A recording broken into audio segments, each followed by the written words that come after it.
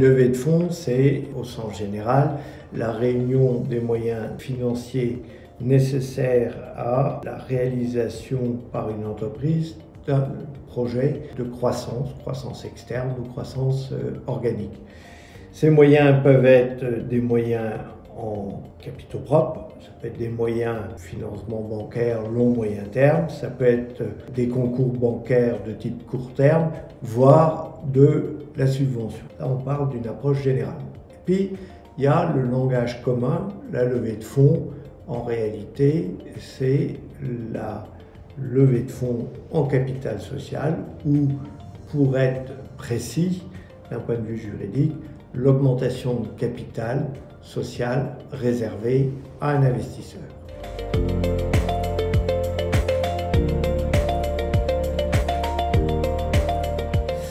Pourquoi recourir à une levée de fonds? Plusieurs situations peuvent amener une entreprise à rechercher une levée de fonds. D'abord, on a la création, l'innovation.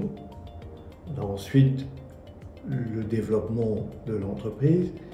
Et on a enfin la situation de transmission de l'entreprise.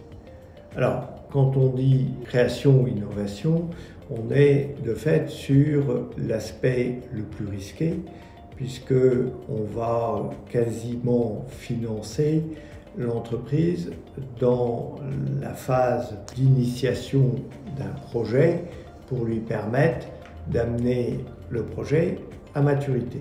Quand on parle de levée de fonds dans un cadre de développement, on a une entreprise qui a un fonctionnement déjà tout à fait stable, mais qui veut franchir un palier de croissance. Alors, croissance organique, mais souvent aussi croissance externe, et qui, pour avoir les moyens de ses ambitions, va rechercher des moyens en capital pour accompagner ces projets. Dernier sujet est un sujet un peu particulier sur lequel on ne s'étendra sans doute pas, qui est de permettre l'accompagnement de la transmission intergénérationnelle des entreprises.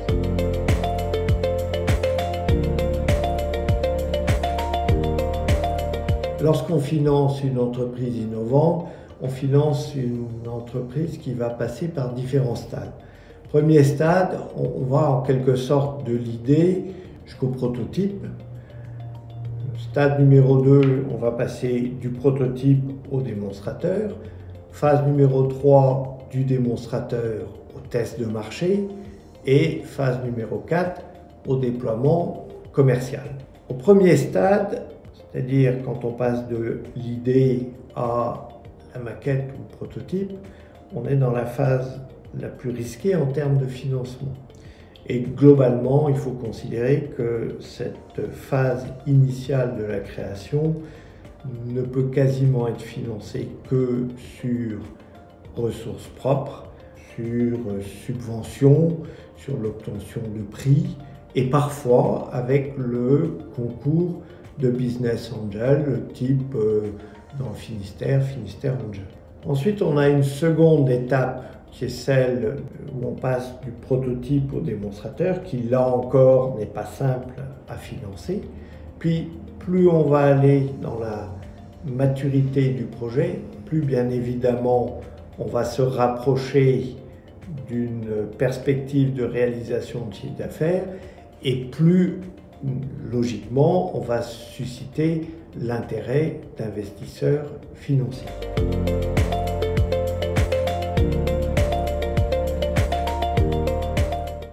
On a une entreprise qui est sur les rails et qui finalement veut changer de braquet, veut changer d'échelle. Et donc elle va définir une stratégie de croissance qui peut être à la fois fondée sur des objectifs de croissance organique ou des objectifs de croissance externe. Et bien évidemment, pour conduire cette politique, il peut être nécessaire de réunir des moyens financiers adéquats, d'où le recours au capital investissement.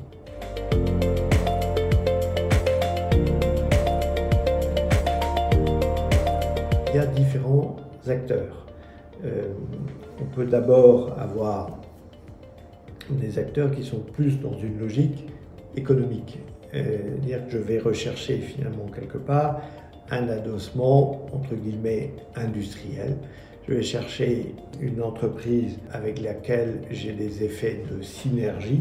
Ça concerne surtout en général les entreprises de l'innovation. Et je vais chercher à m'adosser à cet acteur majeur pour porter avec lui mon projet parce qu'il va m'ouvrir soit des opportunités techniques, soit des marchés dont il dispose déjà. La logique est plutôt de nature économique. On a ensuite les logiques de type plutôt financier, où je vais chercher un partenaire qui aura pour principal objectif non pas une synergie économique, mais un retour financier. Et je peux m'adresser à cet égard à plusieurs acteurs. D'abord, je peux m'adresser à des investisseurs privés qui souhaitent prendre une position. Ce n'est pas l'approche majoritaire, mais ça peut exister. Et puis, j'ai deux types d'acteurs fréquents, ce qu'on appelle les fonds d'investissement, mais qui sont soumis à des contraintes réglementaires, notamment des contraintes réglementaires AMF, en vertu desquelles ils doivent, par exemple, et c'est absolument essentiel, assurer la liquidité de leurs souscripteurs à horizon 5 ans.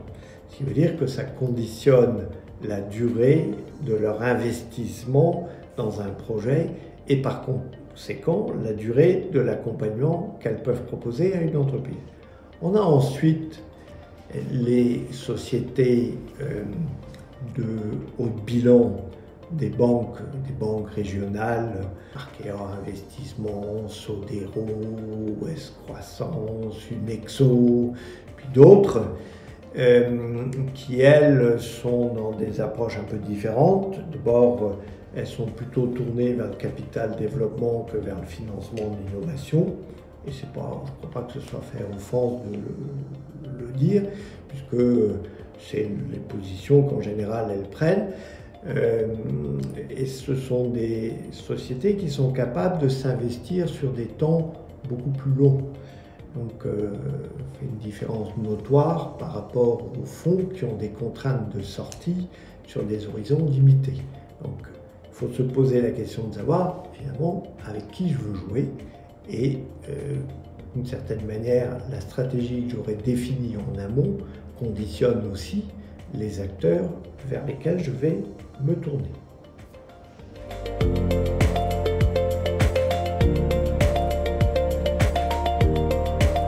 Lorsque je sais à qui je vais m'adresser, il faut que je prépare un dossier de présentation. Il faut que je sois capable de dire qui je suis, quel est mon projet et où je vais. C'est à peu près aussi simple que ça. J'enfonce des portes ouvertes, mais c'est à peu près aussi simple que ça. Alors, quand on dit simple, c'est simple en apparence. Quand il s'agit de capital développement, c'est un peu plus facile, parce que l'entreprise a un existant, elle a des références, elle a un passé, elle a des comptes de résultats établis, et on peut faire des projections chiffrées qui sont un véritable argument de négociation et d'échange avec des investisseurs. Lorsqu'on est dans l'innovation et qu'on est passé du stade de l'idée au stade du prototype, mais qu'on ne réalise pas encore de chiffre d'affaires, la projection chiffrée n'est pas toujours quelque chose de très simple.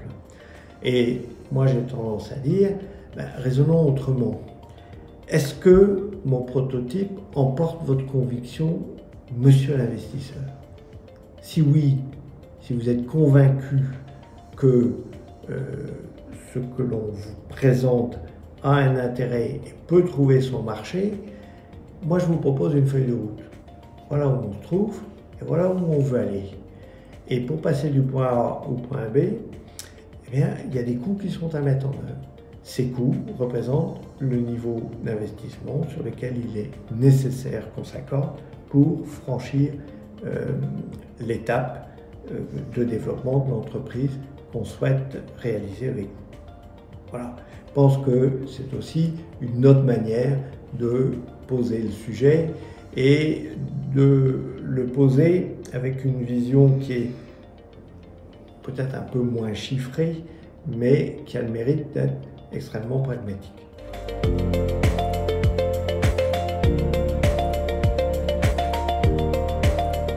Lorsque j'ai préparé ma présentation, il faut que j'entre en relation avec les interlocuteurs que j'ai choisis, les industriels, les sociétés de haut bilan des banques, des fonds. Bon, il faut que j'en sélectionne quelques-uns et que j'engage un échange avec eux. Alors, de mon point de vue, cet échange doit être intermédiaire, parce que c'est difficile, quand je veux financer mon projet, de me retrouver seul à devoir échanger et demander des concours financiers aux investisseurs. C'est là où j'apprécie, en tant que chef d'entreprise, de pouvoir être accompagné par quelqu'un qui, d'une part, m'épaule, me soutient psychologiquement, mais qui aussi pose les questions qui fâchent et puis traite les objections qui peuvent être un peu délicates parfois. Donc, pour moi, c'est un process qu'il est préférable d'intermédier. Alors, l'intermédiation peut être faite avec mes conseils habituels, elle peut aussi être faite avec des professionnels dont c'est le cadre strict d'intervention et qui sont communément appelés des leveurs, des gens qui réalisent des levées, qui vont donc accompagner tout le process du dossier de présentation jusqu'à la décision d'investissement des investisseurs. L'investisseur, en général, va établir une lettre d'intention dans le cadre de laquelle il précise des éléments principaux de l'opération d'investissement qu'il souhaite réaliser. Les parties échangent sur cette lettre d'intention. C'est le moment, bien évidemment, lorsque nous accompagnons nos clients, nous rentrons véritablement dans le cœur du sujet. Alors, il nous arrive d'être intervenu plus tôt et d'être intervenu en intermédiation, mais si le dossier a été accompagné par un leveur, nous interviendrons pour ce qui nous concerne dès la discussion sur les termes de la lettre d'intention présentée par les investisseurs. Ensuite, la lettre d'intention signée s'inaugurera une phase d'audit qui vise à rassurer l'investisseur sur la pertinence du projet, puis à réaliser les due diligence minimales propres à ce type d'exercice. Lorsque l'audit est abouti, soit il confirme que la trajectoire envisagée était pertinente, soit il y a des questions qui méritent ajustement et elles seront posées et les ajustements nécessaires seront apportés. Puis viendra le moment de la concrétisation de l'opération d'investissement, c'est-à-dire l'émission des valeurs mobilières qui vont traduire l'intervention de l'investisseur, intervention en capital, intervention en obligations convertibles, en bons de souscription, un montage financier qui va être mis en œuvre pour permettre la mise à disposition des fonds au bénéfice de l'entreprise. À cette occasion et en parallèle, va être signé un pacte d'associés qui définit la règle du jeu entre l'investisseur et les associés originaires de l'entreprise, avec notamment la précision sur les horizons de sortie des investisseurs et la règle du jeu entre le management et les financiers. Sachant que lorsque les investisseurs m'accompagnent dans mon projet, ils vont s'y intéresser pas uniquement en termes de retour d'investissement, mais également en termes opérationnels. Ils vont souhaiter être associés à l'avis d'un conseil de consultation, d'un conseil d'administration ou d'un board, pour faire un peu plus franglais, qui, se réunissant à intervalles périodiques, va examiner les problématiques opérationnelles de l'entreprise, et les investisseurs peuvent apporter aussi un regard en recul et puis parfois ouvrir des portes compte tenu du carnet d'adresses dont ils disposent par ailleurs.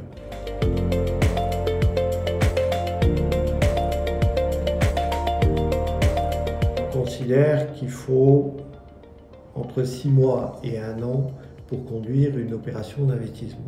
Bien sûr, il y a des domaines dans lesquels il n'y a pas de vérité toute faite. On trouvera toujours le contre-exemple de l'entreprise qui aura pu se faire financer en très peu de temps. Mais soyons réalistes, en général, le délai va être de 6 mois à 1 an.